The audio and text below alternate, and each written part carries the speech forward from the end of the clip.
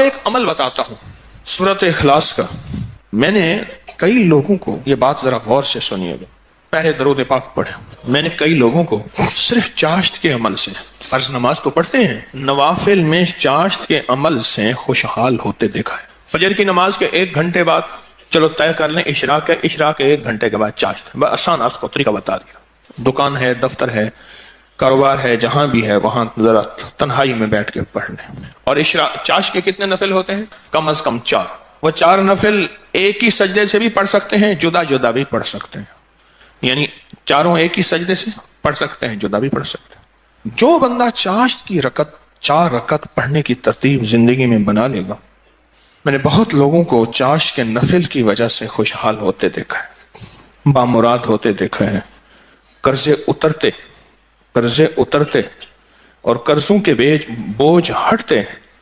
میں نے یہ دیکھا ہے، بہت تجربہ، بارہا تجربہ، اور زندگی کا ایک حصہ میرا گزرا ہے ان روحانی مشاہدات و تجربات میں. آج بھی طالب علم ہوں میں نے اس کے بہت تجربات دیکھے اور بہت مشاہدات دیکھے، اور حیرت انگیز تجربات، مشاہدات اس کے دیکھے ہیں کہ جو بندہ چاشت کے 4 رکعت کم از کم پڑھ لے، یہ 4 رکعت جو پڑھ لے گا، آپ اس پہ ٹائم نوٹ کیجئے گا، کبھی بھی 10 منٹ سے زیادہ نہیں لگتے. توجہ سے دھیان سے پڑھیں بھی تو 10 منٹ لگتے ہیں. پر یہ اشراق کے نفل، جو چاہتا ہے کہ میری نسلیں خوشحال ہو جائیں اور میری زندگی خوشحال ہو جائے، اور خوشحال بھی کیسی ہو، اور بتاؤں خوشحال بھی کیسی ہو، خوشحال بھی ایسی ہو کہ کسی کی نہ جیب پہ نظر پڑے، نہ کسی کی امداد ہو، نہ کسی کی مدد ہو، نہ کسی کا ہاتھ اوپر کا ہو اور میرا نیچے کا ہو. بالکل ایسا نہ ہو. اللہ غیبی نظام چلاتا ہے، اس کے خزانوں میں کوئی کمی نہیں.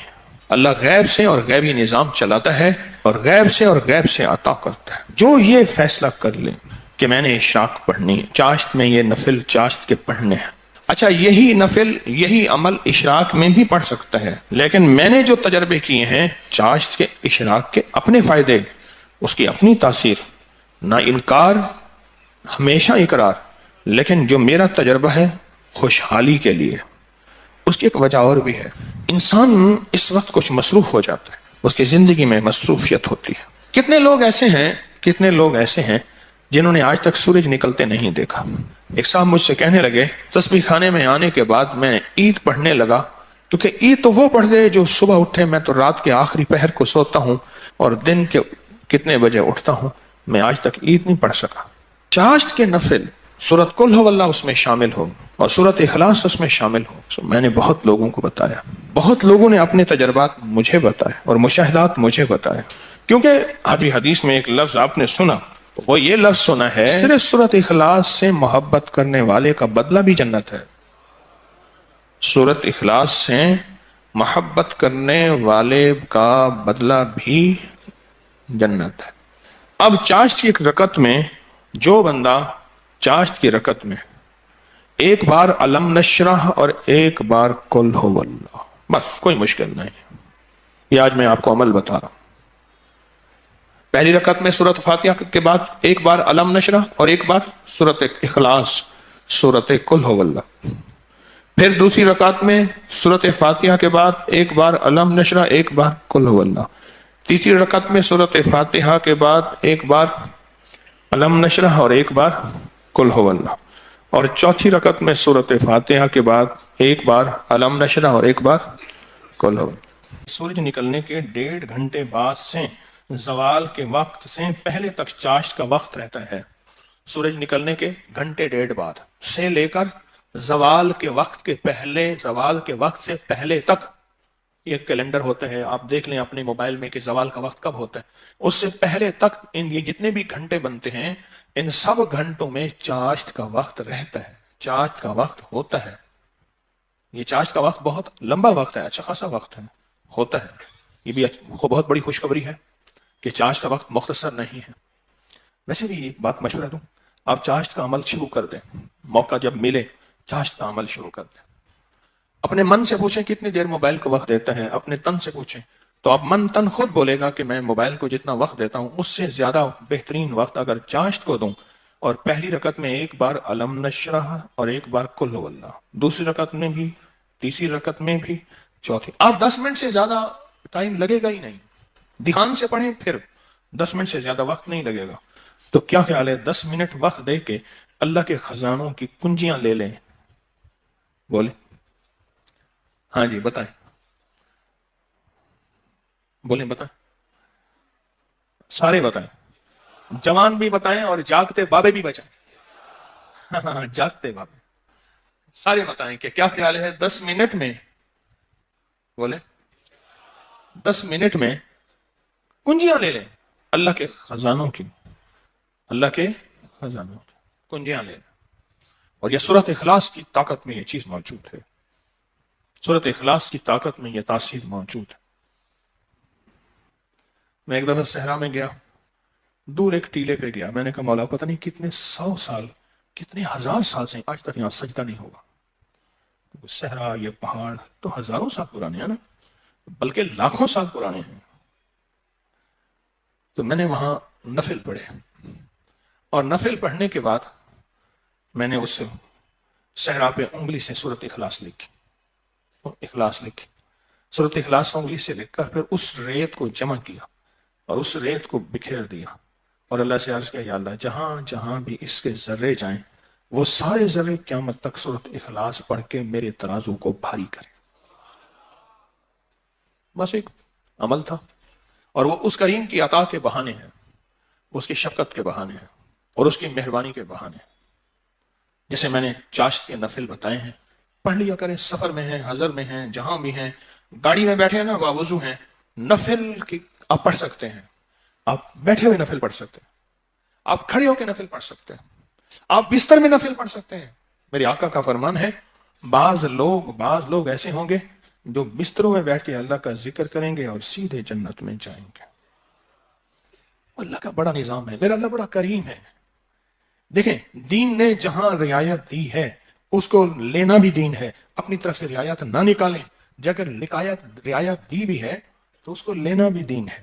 جہاں رعایت نکالی اللہ نے دی ہے اس رعایت کو لے لیں، جہاں نہیں دی اس کو اپنی طرف سے خود ساختہ نہ کرے. اس رعایت لینے پہ اللہ راضی ہو جائے گا. اگر کوئی رعایت نہیں لی اس رعایت نہ لینے پہ اللہ راضی ہو جائے گا. کچھ چھوٹے چھوٹے عمل ایسے ہوتے ہیں جو زندگی میں بندہ شامل کر لے.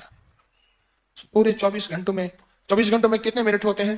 14 سے 40 منٹ ہوئے.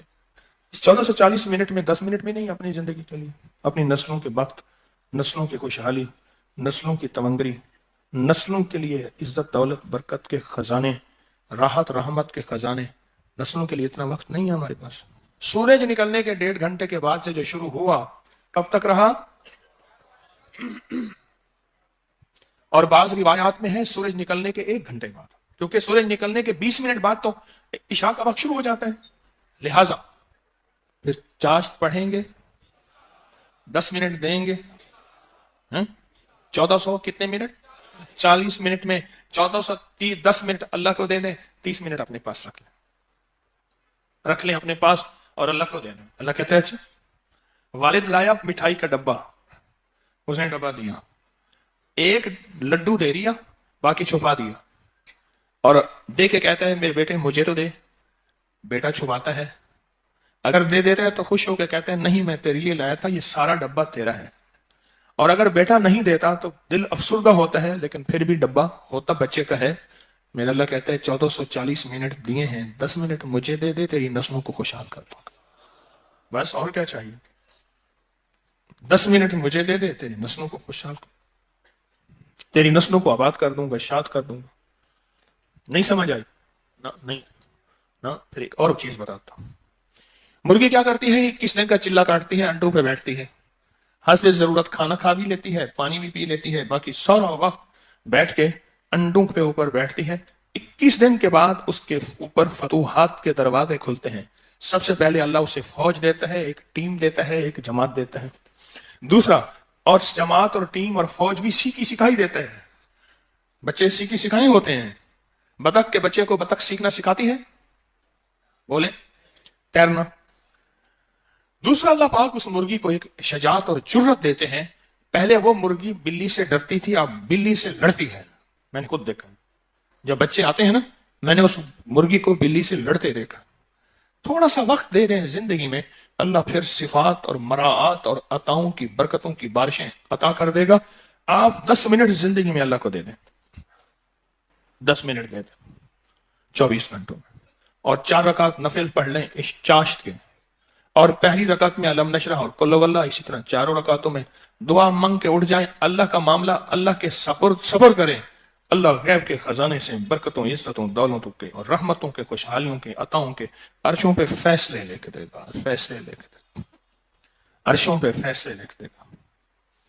جو کرے سو پائے، راحت بھی، رحمت بھی، برکت بھی، شفقت بھی، عطا بھی، صفت بھی، کرم بھی، مہربانی بھی، جو کرے سو پائے۔ اپنی زندگی میں نا چھوٹے چھوٹے رنگ بھرتے جائیں، رنگ بھرتے جائیں، چھوٹے چھوٹے چھوٹے، زندگی بڑی لاجواب ہوتی چلی جائے گی، اس میں ذائقے ہی ذائقے، اس میں محبت ہی محبت، اس میں عطا بھی عطا، بس ایسے رنگ بھرتے جائیں اپنی زندگی میں، تھوڑے تھوڑے رنگ بھرتے جائیں۔ شیخ ابوالحسن شاذلی رحمۃ اللہ علیہ فرماتے ہیں، جو شخص یہ چاہتا ہے کہ وہ حالت توحید میں مرے، کفر پر نہ مرے اور خاتمہ ایمان پہ ہو، یہ بڑا مشکل مسئلہ ہے۔ کئی واقعات دیکھے کہ لوگ